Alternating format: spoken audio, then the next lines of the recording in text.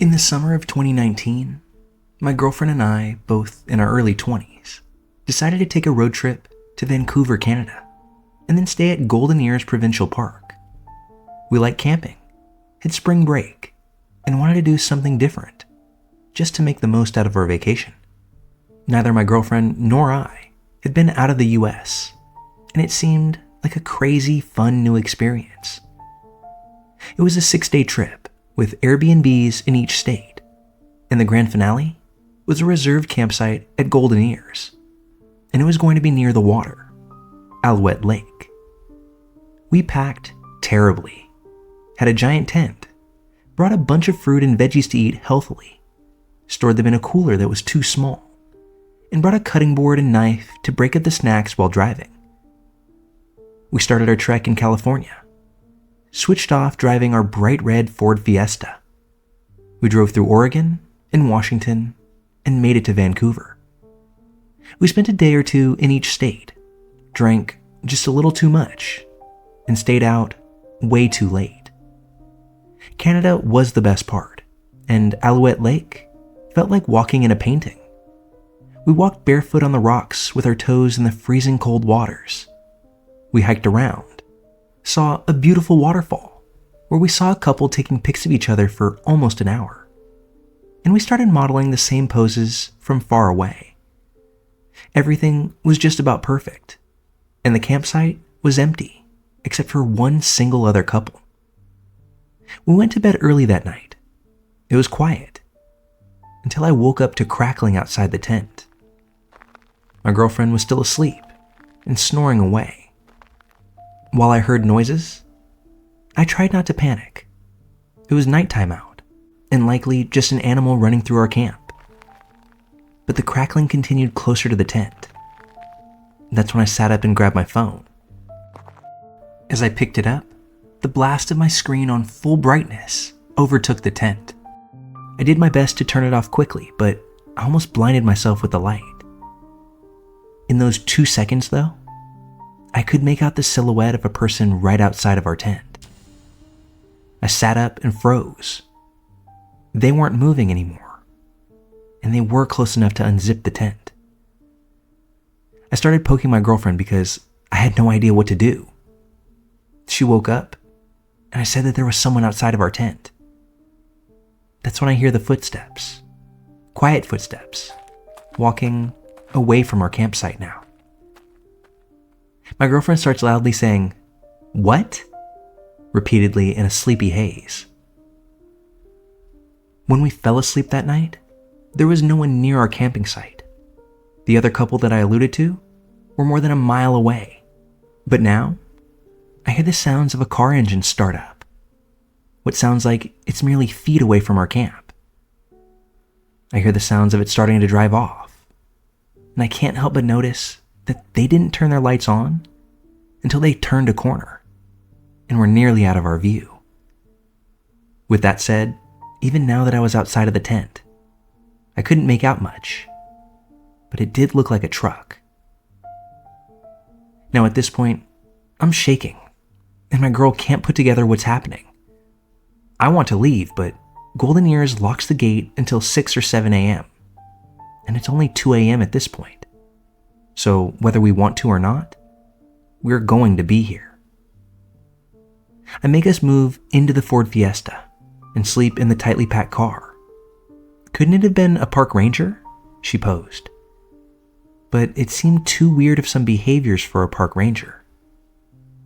I sit there wide awake in the driver's seat for about 2 hours. The car's locked, and I want to sleep, but I know I can't. I look over at my co-pilot, and she's fast asleep in the passenger seat. It's nearly 3 a.m. at this point. I'm sitting here, half awake, when I hear a car slowly driving up the road. Lights off as it rounds the corner nearest to us. It had to be the same truck, and I was scared, but my adrenaline was also pumping. It slowly rounds the corner and pulls up directly in front of our campsite once again. I feel like I'm going to puke. I had no weapon but the single kitchen knife that we brought for fruits and vegetables. So I grabbed it and tried to make myself look angry, crazy, and big. I sit straight up in the seat, holding the kitchen knife at eye level. I keep it straight and stare deadpan out at this truck in the pitch black, just like the father in the American Gothic painting. The truck stops and shuts off. A light shines directly onto my face coming from inside the truck. I stare back, and as mad dog as I'm trying to be, I'm terrified, and I'm sure that it shows while I'm sitting in my bright red Ford, holding up a large knife, not blinking. The truck starts back up, turns on its lights, and they stay on, blinding me as the truck pulls out and turns back around towards where it came. My heart is still pounding. That's when I wake my girl up and say that we need to get the hell out of here. We do a rush pack job by just throwing things into our car and sit there awake until 6 a.m. We drive all the way home. I don't even think we made a stop. We just kept rehashing and trying to make sense of the situation. But after that went round and round with ultimately no conclusion, it was pretty evident that we just needed some sleep. I think back on that night quite often. The first time the truck drove through, I didn't get a good look at it. But when they came back, even in the dark, it was obvious that it wasn't a park ranger. It wasn't authorities of any nature. Whoever it was had been in the campgrounds since the night before, because, like I said, the gates get locked. It wasn't the couple from down the way. I remember seeing their Subaru as we pulled through, not a truck. So that just leaves me wondering even more. Who was that? Why were they in our campsite? And had I not woken up when I did, what would they have done to us in the tent?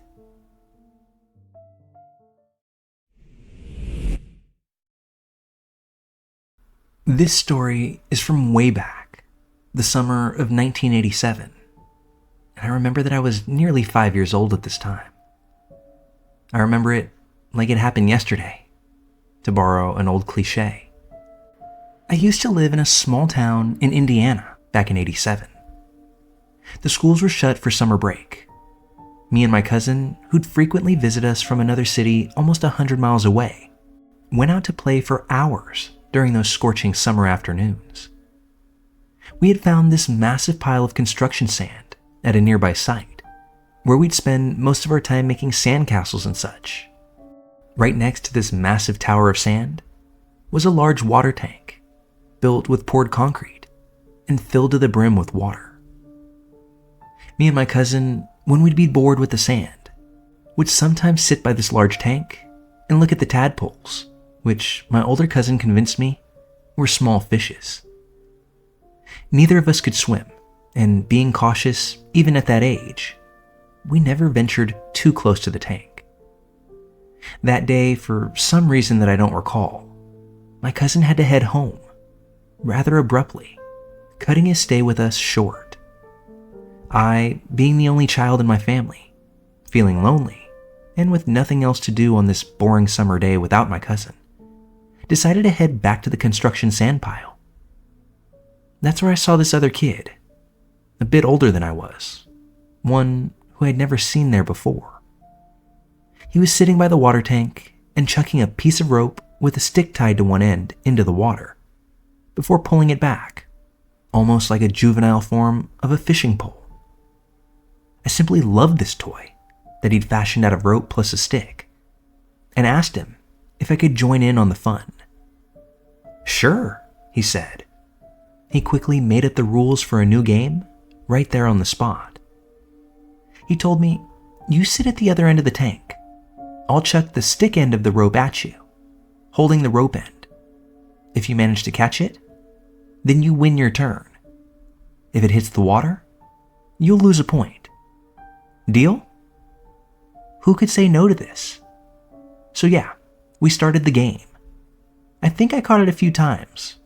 Some other times, the stick landed in the water. As I remember it, the other kid was losing, and in turn, he kept shortening the throws. so that I'd have to keep on reaching further and further to catch the stick. Well, with one fateful throw, I reached, lost my balance, and landed in the water. It was too sudden. I didn't realize what was happening, but I was now inside the tank, struggling to get out, trying my best to hold my breath, and flailing my arms. Luckily, I managed to get hold of a rung on one of the corners of the tank before finally being able to hoist myself onto the edge and climb out. As I caught my bearings and my breath, the other kid was nowhere to be found. I looked around the tank, looked down in the sand pile. No sign of him. I linger around the tank for another 10 minutes maybe, just trying to catch my breath and wrap my head around what had happened. And that's when he comes back. "Oh, you managed to get out?" When I heard those words, I all but lost it. While 5-year-olds may not have a firm grasp on all the emotions they're experiencing, I knew at that point that what I was feeling was rage. I said, "Where did you go? Did you get lost?" Angrily. He said, "Oh, I just went to pee," rather nonchalantly. "I never thought you'd make it out though. That water is deep." As composed as I could, but ultimately near tears, I asked, "Did you try to go find a grown-up? Tell him that I was drowning?" He just shrugged, before plopping down into the sand pile and continuing about whatever things he was doing. I remember storming home at that point, still angry, unsure why that kid did that, but also feeling incredibly lucky that I was able to make it out of that tank. For a long time, I remember this incident in every excruciating detail, down to what I wore that day. But later on, something else came to light, rather unexpectedly years later, while I was discussing this with my dad. I told him everything I could, playing in the sand, the fishing pole game, falling into the tank, and feeling like that would be the last thing that I'd ever get to do. When I get to the end of the story, he says, "Yeah, I can imagine how that would have bothered you so much, feeling so betrayed by your own cousin when you needed him the most." Yeah, it wasn't until years later that I realized I had processed every bit of that incident and changed one crucial aspect in my head. There was no strange kid that day. It was my own cousin. My partner in crime, every summer break, that for some reason, only known to him, decided that he would just let me drown or fend for myself. Throughout the rest of my childhood, I'd still see him at my family barbecues or our grandparents' anniversaries, and I don't recall feeling fear, worry, or hatred at any point towards him. But it lines up time-wise where I can remember our relationship shifting. He'd still come and visit for summers, although we'd hang out less and less. When finally around the age of 13 or 14, I pretty much made a decision, either conscious or not, to not associate with my cousin even while he stayed in our home. I thought that we had just grown apart, or perhaps interested in different things. But I think it came from a much deeper depth than just that. Our last reunion, which came back in 2019, I saw my cousin for the first time in years. During one of the times where there was little going on, and not many other family members around, I asked him if he remembered the water tank that summer. With little hesitation, he acknowledged that he did. He remembered the game that we played, but he also, plain as day, stated, "I remember you diving into the tank for some reason and pretending to flap around like you were drowning. That ruined the game for me, so I left." In his mind, I decided to go into the tank. I pretended to breathe in water, all in order to bring our game to an end. I vehemently told him that that's not how it went, that he had caused me to fall in, didn't offer any help, but agreed that he left. He gave me the same shrug in 2019 that he gave me in 1987. I'll admit that the human memory is a strange thing. We misremember things all the time, and it doesn't work like a recording device, playing back what actually occurred. While I'll go to my eventual grave thinking that my cousin almost caused my early demise, the fact that he doesn't remember it so makes me wonder if he actually believes that, or if he's simply trying to put distance between himself and something dark that lies within. I doubt that I'll ever know for sure. Hey everybody, if you'd like to directly support us as a channel, please consider joining our Patreon. Your support allows me to dedicate more time and effort into creating the content that you enjoy. And by becoming a patron, you'll be able to interact with me directly, be listed within our content as a backer, assist with content creation, and even gain early access to all of our upcoming releases. Find me at patreon.com/Malevolent Mischief, or simply click the link in the description. I look forward to bringing you even more creepy and unsettling content. Now, let's get back to the stories.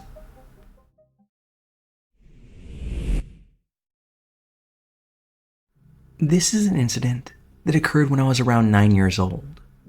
Even today, I still find myself thinking about what could have been. As a child, both my parents worked full-time, and sometimes they couldn't afford or find a babysitter for when I was off of school. Think winter, spring, summer breaks.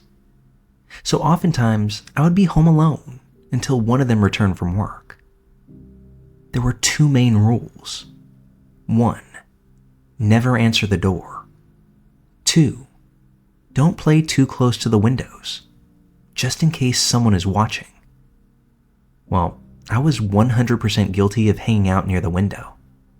I liked the lighting, and I was a bored kid when I was home alone. Come on, no one had ever knocked on the door before while I was alone, so I expected that pattern to always persist. One day, my father leaves for work, and he goes over the rules once again, things that I've heard 100 times before. Well, after a few hours of playing near the window, someone knocks on the door. I freeze, all but hit the deck, and I don't answer. But shortly thereafter, they knock again. And at this point in my little mind, I'm thinking that it has to be someone I know. That's the reason they're knocking twice. So I walk my little self over to the door, unlock it, and answer. I open the door to an intimidating woman standing there. She's about my parents' age, tall like my dad, broad-shouldered, wearing a hat with an American flag on it, and holding a clipboard. She looked very official to a child. Before even greeting me, she asks how old I am. I lie and say that I'm 12. She says that she's from some institution that I can't remember, and she tells me, "You're a liar. You're home alone, and it's illegal. You're gonna have to come with me now. Let's go," before grabbing me by my arm and yanking me from my doorway. I immediately start crying loudly because I'm scared to get my parents in trouble. And after all, this woman is an adult. She must be right? I almost went with her. I have to be about 5 steps out into the hallway of our apartment when I start crying even louder. I'm not sure what it was, but at this point, we both hear a noise coming from one of my neighbors down the hall. This sends a jolt through the lady. She lets go of my sleeve and says, "Never mind, it's okay. You don't have to come with me," before she gave me a light shove back towards my house and walked off down the hall towards the stairs. The stairs in my apartment were set up like this. 6 stairs going down, a landing where you'd have to spin a 180-degree turn to get to the next 6 steps. The last that I ever saw of this woman was when she was making that 180. She sent a final cold glare right through me. It felt like her eye beams knocked me firmly back into my apartment. I slammed the door shut, locked it, and found myself cowering behind our couch. At this time, my parents weren't doing well financially, so we didn't have a landline at home. Cell phones? Not in 1996. I couldn't call my family, couldn't call 911. I waited the entire day for my dad to come back home. Looking back, I can only assume that that woman knew that I was alone because she had been watching me. Whether it was just from a few hours that day, or whether she had been scoping me out for a longer period of time, I don't think I'll ever know. I never really spoke on the incident because I felt like it was my fault for breaking the rules. And I often find myself thinking about just how lucky I am that she didn't get me down the stairs and force me to leave with her. Moral of the story, and I know that times have changed, but all of us 90s kids out here can certainly attest to this. Respect rule number 1. Never, ever answer the door.